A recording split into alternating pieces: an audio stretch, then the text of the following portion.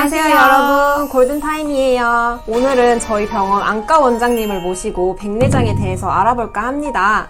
안녕하세요. 네, 안녕하세요. 타임동물의료센터 안과원장 안정희입니다. 원장님, 백내장은 어떤 질환인가요? 강아지들도 저희 눈처럼 눈에 수정체라고 하는 구조물이 있습니다. 이곳이 뿌옇게 이제 변하는 질환을 저희가 백내장이라고 하는데요. 렌즈가 빛을 통과를 못 시키게 돼서 시력이 잃을 수도 있고, 그리고 안구내에 염증이 동반될 수도 있는 질환이라고 보시면 됩니다. 백내장은 왜 생기는 건가요? 여러 가지 요인들이 있는데요. 우선 대표적으로는 유전성으로 생기는 백내장을 생각을 해볼 수가 있습니다. 요즘에 많이들 키우시는 비숑, 푸들 이러한 종들이 백내장이 다발하는 종으로 알려져 있고요. 그리고 유전성으로 백내장이 생기지가 않더라도 나이가 들어서 백내장이 발생하는 노령성 백내장도 있습니다. 그리고 당뇨 같은 질환이 있는 친구들 또한 백내장이 생기게 됩니다. 백내장의 치료 방법에는 어떤 게 있을까요? 잃어버린 시력을 회복하기 위해서는 수술이 필요하게 됩니다. 백내장이 생긴 렌즈 부분을 초음파 유화술이라고 하는 방법을 이용을 해서 백내장이 생긴 부분을 없애고 인공 렌즈를 삽입하는 방법으로 요즘에 수술을 진행을 하고 있습니다. 안약이나 영양제로는 해결이 안 되는 건가요? 안약이나 영양제 같은 경우에는 이미 생긴 백내장을 없앨 수는 없는 방법들입니다. 이러한 보조적인 요법을 통해서 백내장을 지연시키는 효과는 기대를 해볼 수 있지만 이미 생긴 백내장을 없애는 것은 불가능하다고 보시면 됩니다.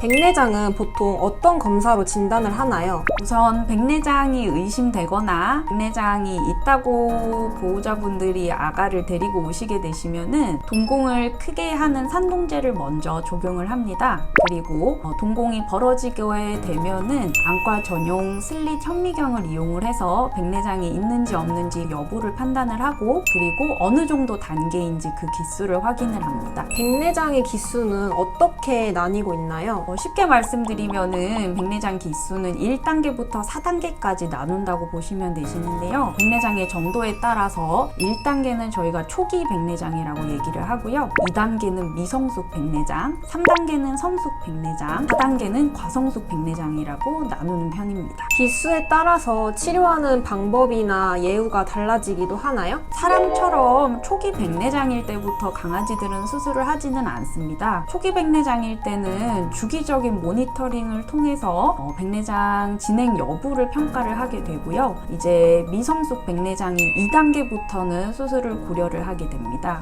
백내장 수술 같은 경우에는 2단계 혹은 3단계 때 수술을 진행하는 것이 가장 결과가 좋고요. 4단계가 넘어가게 되면 수술 성공률이 떨어지기는 하지만 그래도 수술이 아주 불가능하지는 않습니다. 우리 아이가 백내장이라면 어떻게 해야 할까요? 우선은 백내장을 처음 진단받게 되면은요, 그 기수에 따라 가지고 보호자분들이 고민을 하고 결정을 하시면 됩니다. 초기 백내장일 때는 주기적으로 병원에 가서 검진 정도만 진행을 하시면 되시고요. 수술을 해야 되는 단계라고 하면은 수의사 선생님들과 적절하게 논의를 해보시고 그에 따른 검사나 이런 것들을 진행을 한 다음에 수술이 가능한 눈이라면은 수술을 진행을 해주시는 것이 시력 회복에 가장 도움이 된다고 보시면 됩니다. 마지막으로 당부의 말씀 있으실까요? 백내장 수술 같은 경우에는 수술을 하고 나서 저만 처치를 하는 것이 아주 중요합니다. 그래서